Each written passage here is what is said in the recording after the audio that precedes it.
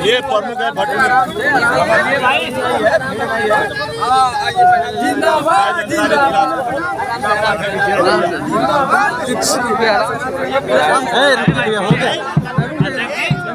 चलिए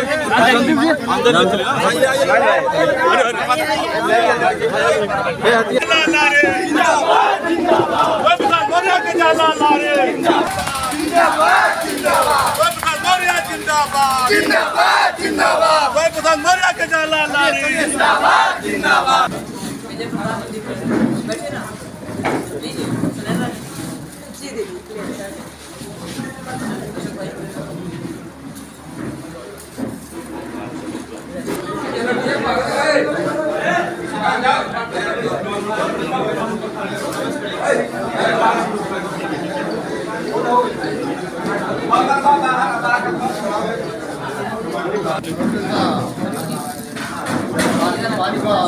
पहिला पियो पानी को बाग तराई लोग दे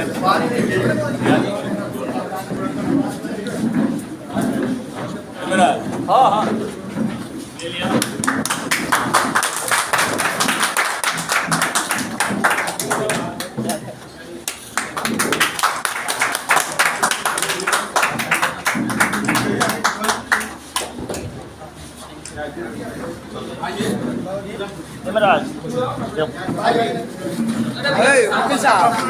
वकील साहब जाइए इधर से।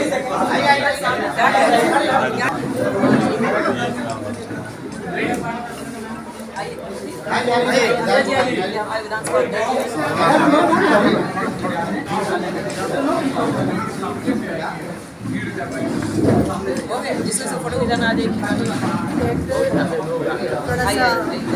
आइए अंदर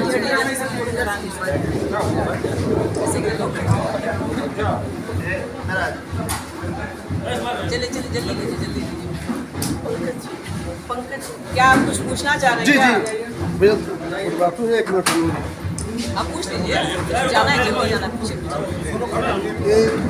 अरे हट तो रहो भैया हट तो रहो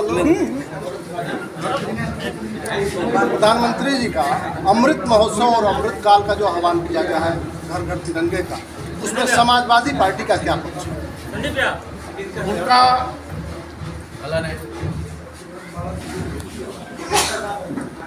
अमृत महोत्सव सरकारी कार्यक्रम है जी, लेकिन आज़ादी के 75वीं वर्षगांठ पर समाजवादी पार्टी ने पूरे उत्तर प्रदेश और देश में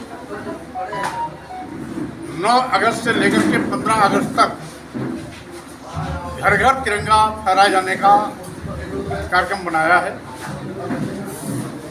जिसकी शुरुआत स्वयं राष्ट्रीय अध्यक्ष श्री अखिलेश यादव जी ने 9 अगस्त यानी कल कन्नौज से प्रारंभ किया था और उसी दिन यानी 9 तारीख को ही मैंने इस कार्यक्रम का शुभारंभ कृषि ओर से किया। आज अभी देवरिया में 2 स्वतंत्रता संग्राम सेनानियों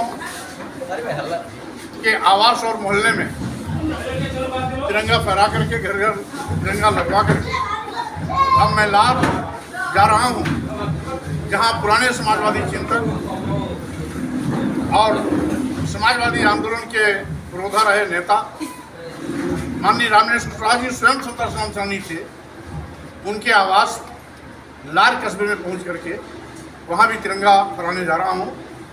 और ये कार्यक्रम आज मुख्य रूप से घर घर तिरंगा फहराए जाने के अभियान के क्रम में ही आज देवरिया में आया हूँ। और साथ ही साथ हमें खुशी है कि जो लोग अभी तक केवल एक झंडा लगाने के आदी थे, भगवा झंडा, उनको भी तिरंगा झंडा आज याद आया है, उनको सद्बुद्धि आई है। इसके लिए हम उनको धन्यवाद देते हैं। इशारा कर रहे हैं कि नागपुर झुक गया है। अब यद्यपि ये जो भी काम करते हैं जी, मुखौटे और दिखावे के लिए करते हैं, लेकिन उसके बावजूद दिखावे के लिए ही सही आज भगवा से हट करके तिरंगे पे आए हैं। इसके लिए हम उनको सद्बुद्धि आई है, साधुवाद देता हूँ। एक छोटा सा सवाल है, जब हम स्वामी प्रसाद मौर्य की बात करते हैं तो सामाजिक न्याय की लड़ाई लड़ने वाला योद्धा याद आ जाता है। जब आप देवरिया में पहली बार आए थे तो संयोग से मैं उस समय प्रिंट मीडिया में था, मैं शुरुआत कर रहा था, बहुत दिनों बाद आए, पूरा दिन से आपका इंतजार कर रहा था।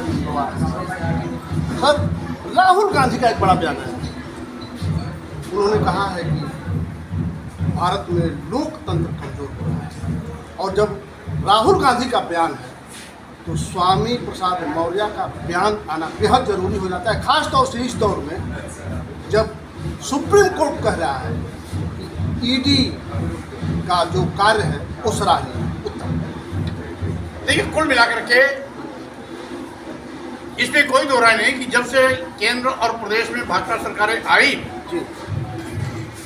लगातार लोकतंत्र की हत्या करने में भाजपा के लोग लगे हुए हैं। यहां तक कि जनता की चुनी हुई सरकारों को भी गिराना, तोड़फोड़ करना, तोड़फोड़ करके भाजपा की सरकार बनाना इनका एक शक्ल बन गया है। इसके उदाहरण आपको देखने को मिले होंगे। मध्य प्रदेश में इन्होंने सरकार तोड़-फोड़ करके फिर भाजपा की बनाई। राजस्थान में तोड़-फोड़ के सरकार बनाने की कोशिश की थी, यद्यपि कोशिश उनकी असफल हुई, लेकिन फिर भी पूरा प्रयास किया। वहीं पर इन्होंने महाराष्ट्र में शिवसेना, कांग्रेस और शरद पवार राष्ट्रीय कांग्रेस के साथ मिलकर के सरकार बनाई थी। वहां पर इस पार्टी को भी तोड़-फोड़ करके भाजपा के साथ मिलकर के सरकार बना लिए। और यहां तक कि ये तो बिहार में भी नीतीश सरकार को गिराने की पूरी योजना बना चुके थे। विधायकों को तोड़ने की कोशिश भी शुरू हो गई थी। नीतीश जी को भनक लगी और उन्होंने जैसे को तैसे पलटवार जवाब दिया। इनकी दाल नहीं गलने दी, उल्टा नीतीश जी ने भाजपा को अपना पैतरेबाजी के खेल में फंसा करके तेजस्वी के साथ मिलकर के सरकार बना ली। स्वाभाविक रूप से आज जिस तरीके से लोकतांत्रिक तरीके से चुनी हुई सरकारों को गिराने का काम बड़े जोरों से चल रहा है भाजपा के द्वारा, सवाल यह है लोकतंत्र की हत्या को साबित करती है। और रही बात, इसमें कोई दो राय नहीं कि आज बड़े पैमाने पर विपक्षी नेताओं की जुबान पर ताला लगाने के लिए ईडी और सीबीआई का दुरुपयोग हो रहा है। ईडी और सीबीआई विपक्षी पार्टियों पर नकेल कसने का इनका माध्यम बन गया है। और जिस तरीके से द्वेष भावना से प्रेरित होकर के ईडी और सीबीआई का दुरुपयोग कर रहे हैं, वाकई में वो लोकतांत्रिक व्यवस्था के लिए आज बहुत ही शर्मसार विषय बन गया है। सर, 15 अगस्त पे हमारे जनपद के 9 अगस्त से लेकर 15 अगस्त तक तो अभियान चल ही रहा है। 9 अगस्त 1942 में अंग्रेजों भारत छोड़ो का आंदोलन हमारे महान स्वतंत्रता सेनानियों के नेतृत्व में देशव्यापी आंदोलन के रूप में आवाज बुलंद की गई। उसी का नतीजा था कि 15 अगस्त 1947 को पूर्ण आज़ादी मिली थी। आज 75वीं वर्षगांठ 15 अगस्त को पूरी होने जा रही है। 75वीं वर्षगांठ होगी। इसलिए समाजवादी पार्टी ने 9 अगस्त से लेकर 15 अगस्त तक हर घर मतलब घर घर तिरंगा फहराए जाने का निर्णय लिया है। और आज मैंने देवरिया में इसका शुभारंभ किया है। यहाँ के साथियों से अपील की है कि आज से शुरू हो जाएंगे। 15 अगस्त तक हर घर घर में तिरंगा दिखाई पड़ेगा और साथ ही साथ पूरा देश तिरंगामय हो जाना चाहिए। ये हमारी रणनीति है। बहुत बहुत धन्यवाद हमारे साथ जुड़ने के लिए। मैं दीपक कुमार कैमरामैन के साथ जाने के लिए बहुत बहुत धन्यवाद।